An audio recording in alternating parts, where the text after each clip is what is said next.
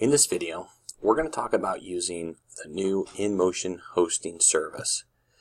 Essentially, this is a hosting service that where you'll host your website. So you notice that in the URL I put in the subdomain along with the domain. So S1, yours would be a different number, .gc-codec.com, and then / cPanel. Okay, it's going to do its thing. It's going to revert you back, and it's going to put you in into this location here.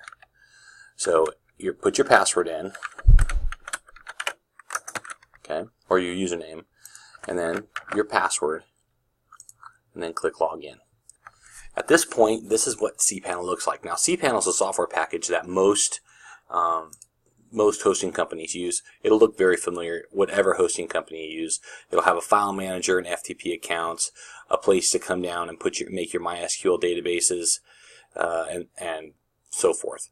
So what you're going to, and also email account forwarders and stuff like that. So what we're going to focus on are just these two here, the file manager and the FTP accounts. Okay.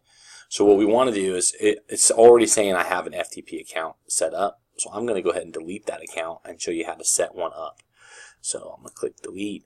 Yes, delete this user's home user also. So now I do not have a FTP account set up. So I want to add one. So I'm just going to call it whatever I want. So I'm just going to say test and give it a good password. And you can just click this password generator. Copy that password in. Say I've copied it and just paste it. I like to put it into a notepad somewhere so that I have it permanent. And then right here where it says directory, instead of home S1 GC Codec with all of this, I like to actually just put it as the public underscore HTML. Okay, and you saw it drop down because it knew it was there. And at this point we're going to just say create. So home, you don't change this, add a password, and that's pretty much it. Create the FTP account. That account's created. Let's go back to the home account. So that's how you create the FTP accounts. Now let's go look at the file manager. Where did we just point that to? So we'll notice over here, just like in our networking class where we looked at AWS, this is a Linux box. Home SG1 codec is our username, but then inside there we have our public underscore HTML. Everything that goes inside this folder, public underscore HTML, is what you'll see on the web. Notice I have two folders, 4210 CGI underscore bin. If I just go to my website now, s1gccodec.com,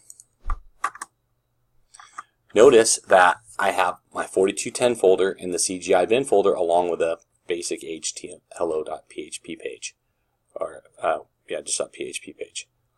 So if I go back to my file manager, notice if I go inside there are the three things that you see on the web. Pretty easy. So what we want to do is we want to make a folder for the 4210 class, because you might be using this service for other classes. So we'll just say 4210. So we just create a new folder. So we click this button up here and we call it 4210 and click create. That's as easy as that is. Okay. Then we don't want people to see this when they go to our home page, so we'll just create a welcome page. So we'll just go new file and we'll call it index. And we can actually call it index.html. And right here is all it is. So now when we go back to our index file, we don't want to see these folders and files here. So what we want to do is see that index file. And because we added that index file, it's not going to let people see everything that's going on here. However, if you go into 4210, it will let you see everything that's there because there is not an index file there. So for security purposes, it's always nice to have an index.html or index.php. It just needs to be an index file so this does not show up. And now it doesn't necessarily have to be just index. It could be index, home, default. Those are like some keywords that it will know to display those instead of listing a directory. Okay, so that's pretty much the cPanel. So, what we did is we went in, we set up our FTP account, and we just set up a folder inside our file manager. And that's pretty much it. Okay, if you have any questions, obviously just leave a comment below, and I will answer the questions as best I can.